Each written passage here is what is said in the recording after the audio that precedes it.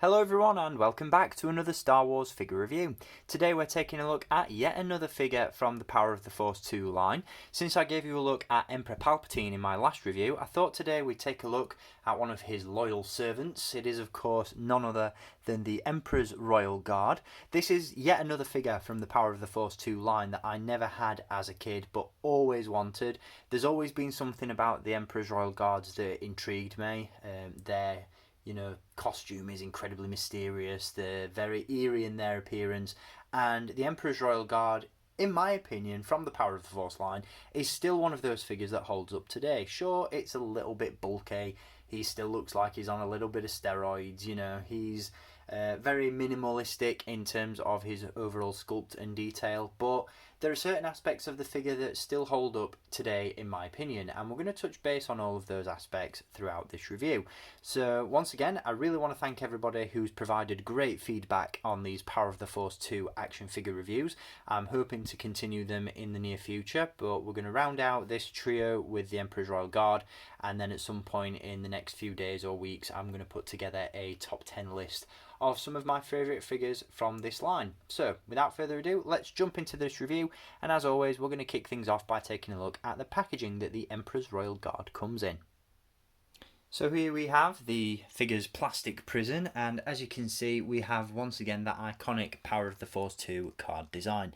At the top of the card you've got that really cool image of Darth Vader's helmet once again, accompanied by the Power of the Force logo at the top.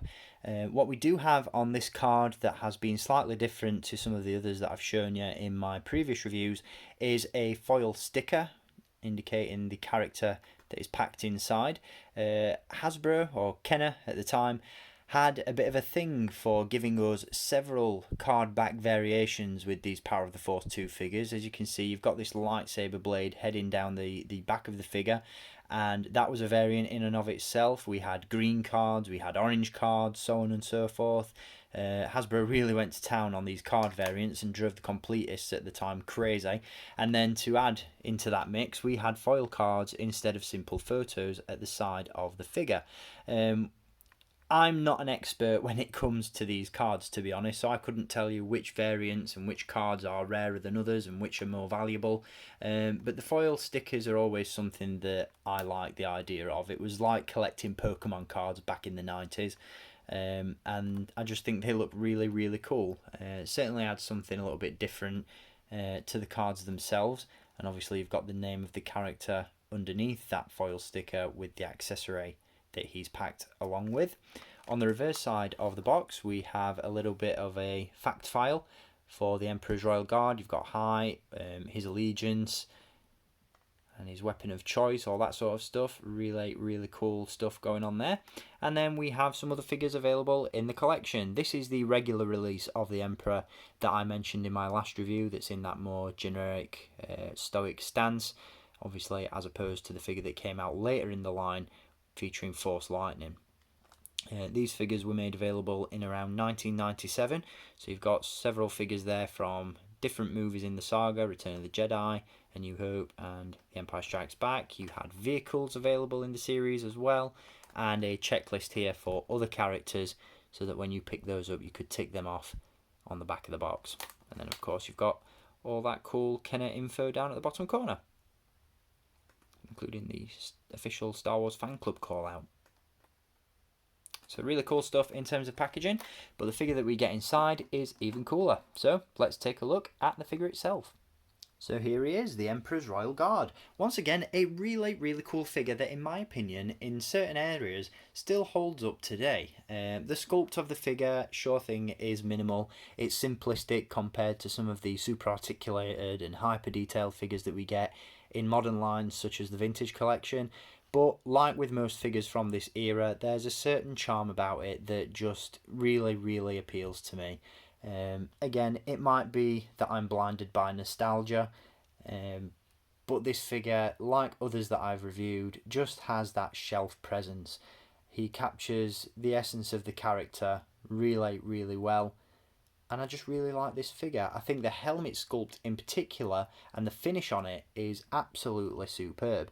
I think that's probably one of the elements of the figure that still holds up today. The sculpt, again, there's not a great deal of detail going on, but it's accurate to the character that we see in the movie. The glossy paint finish on the helmet itself is really, really nice, and I just really like it. I think it's definitely one of the more imposing Emperor's Royal Guard figures that we've seen in the Hasbro Kenner line. Really, really nice looking figure. Now, I do remember when this figure was released, and a friend of mine got really, really excited because prior to this, we only had the vintage Kenner figure from 1983, 1984 of the Emperor's Royal Guard, which obviously was even more static than this one. It did feature a soft goods robe, and it came with the same weapon in the form of the Force Pike, but the disadvantage that figure had was that he could only hold his Force Pike sort of like a magic wand. You know, he could only hold it sort of like this, and that's not how we saw the Emperor's Royal Guards in the movie. And as I said, I remember this figure being released, and a friend of mine actually got this one before I did, so I was very, very jealous. And he said, look at this guy, you can pose him like he stands in the film. And I just thought that was so cool. The fact that Hasbro, or Kenner again at the time, went and sculpted the hand in such a way that he could hold the Force Pike at attention like he does in the movie when he's, you know, standing and walking behind the Emperor. I thought that was absolutely phenomenal. And just something as simple as that truly was groundbreaking at the time. As I said, this figure was released in around 1997. And that was just a really, really cool feature.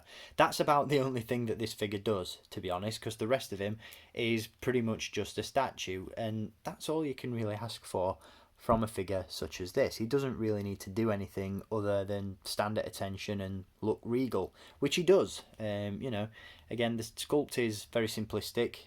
There are creases and folds in the robes and in the sleeves and what have you, but it's nothing spectacular in terms of detail. It's very, very, very minimal, but it looks cool. And again, that's all you could really ask for from a figure such as this. Now, as I said, for the most part, this figure is just a statue. If we look up his skirt, then you'll see that the figure, for the most part, is just a solid sculpted piece. So there's no articulation in the body. There's not even any legs. It's just a solid, static piece of plastic. The only articulation that we have with this figure is a slight swivel at the head. Obviously, due to the shape of the helmet, you're not going to get a massive range of posability out of that. And he also features swivels at the shoulder. So he's action-packed in terms of posability. He can lift his arms. Whoa! Absolutely incredible stuff that was offered up here by Kenner. But again, I really, really like this guy. He's, like other figures in the Power of the Force 2 line, got this certain element of charm about him, and I think he just looks fantastic, and he looks really, really cool on a shelf.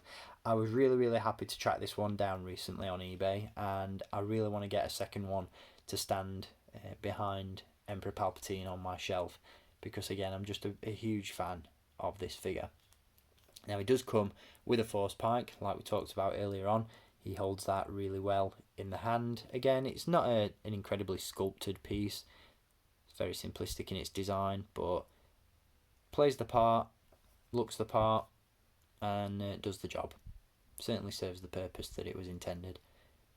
It's a very, very cool figure indeed. So that is going to do it for this review on the Emperor's Royal Guard from Power of the Force 2. I'll be back with some more modern Star Wars figure reviews from the Black Series and the Vintage Collection very soon. But again, I hope you've enjoyed having a look at these figures and taking a walk down memory lane with me. Be sure to leave your comments down below in the comments section about your personal thoughts and feelings towards the Power of the Force line, whether or not you want to see more reviews like this, whether or not you want me to delve into other lines from Hasbro. You know, I'm always open to feedback and comments, so make sure you leave them down below, and I'll be back with more reviews very soon. As I said, I'm going to hopefully get around to doing that top 5 or top 10 list of Power of the Force 2 figures at some point, so stay tuned for that.